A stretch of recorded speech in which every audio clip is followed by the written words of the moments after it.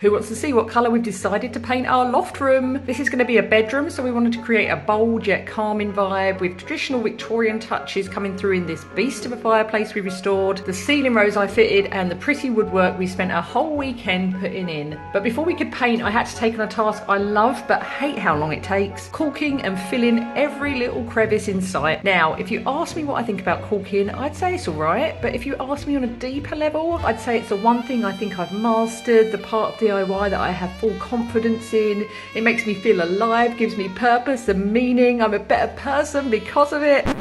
Yeah, I don't mind it. We're painting all the woodwork and walls one colour, so I caulked first so I could just paint over it all at once, which brings me on to painting. So this room is officially going to be pink. Of course, the dungarees were the clue all along. Now, I underestimated how much I had to paint the walls, the slopey walls, the window reveals, the ceiling, the architrave, the lower down architrave, all the skirting, the ceiling rose. By coat 2, I think I'd officially disassociated and just screamed along to my musical soundtrack while I was doing it.